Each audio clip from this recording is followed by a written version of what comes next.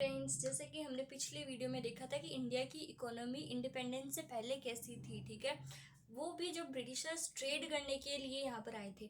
अब हम देखेंगे इंडिया की इकोनॉमी जो ब्रिटिशर्स ने ट्रेड करने का नहीं सोचा, अब उन्होंने रूल कर लिया था, उसके बाद में क्या हाल था। रूल कैसे स्टार्ट हुआ उनका।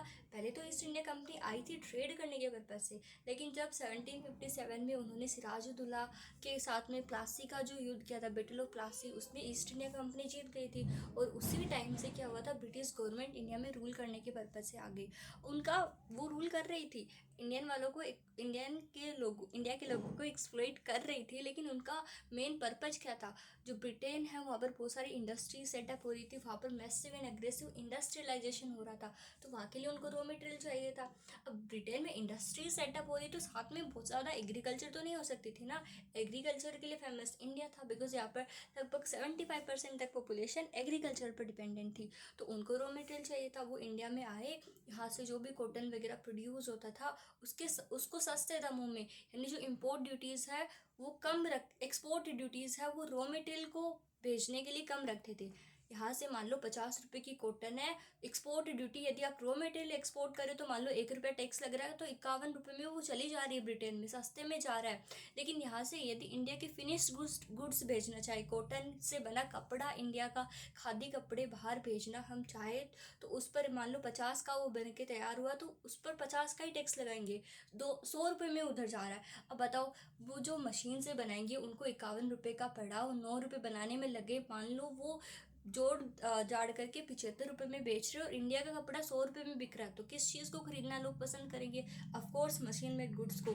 तो क्या हो रहा था कि इंडिया में बना हुआ जो भी फिनिश गुड्स था, उनके तो प्राइसेस महंगे हो रहे थे, इसलिए उनकी डिमांड कम हो रही थी। लेकिन वो जो ब्रिटेन में जो भी सामान बन रहा था, क्योंकि वो यहाँ से सस्ते दामों में रॉ मटेरियल लेकर के जा रहे थे, तो वो सस्ते दामों में बन रहा था और वो सस्ते दामों में ही बिक रहा था, तो इंडिया की गुड्स की डिमांड कम हो गई।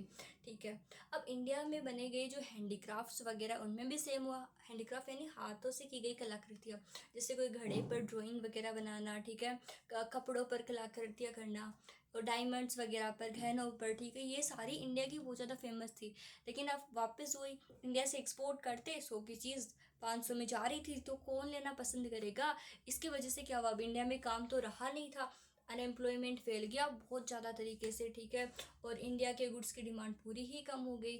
ठीक है, तो ये सारा इम्पैक्ट था जो ब्रिटिशर्स यहाँ पर आए। और इसके साथ में अब बताओ एग्रीकल्चर, अब देखो एग्रीकल्चर ही मेन सोर्स था, लैंड की डिमांड बढ़ रही थी, तो अब क्या कर रहे थे, लैंड की डिमांड बढ़ रही थी, तो जो ब्रिटिशर्स वगैरह थे वो ज़मींदारों को रख रहे थे और ज़्यादा पैसे हड़प रहे थे रेंट के फॉर्म में। ज़मींदार वो बंदा होता है जो ब्रिटिशर्स रखते हैं, ताकि वो क्या कर सके, लोगों से जो ज़मीन है उसका रेंट ले सके और वापस ब्रिटिश गवर्नमेंट को दे सके। ठीक है, ठीक है, तो ऐसा सब कुछ हो रहा था उस टाइम पर। रेंट बहुत ज़्यादा हो गया था, अनएम्प्लॉयमेंट बहुत ज़्यादा फैल गया था, इंडिया के जो गुड्स था उनकी डिमांड कम हो गई थी, मशीन मेड गुड्स की डिमांड इंडिया में भी फ्लोरिश हो रही थी।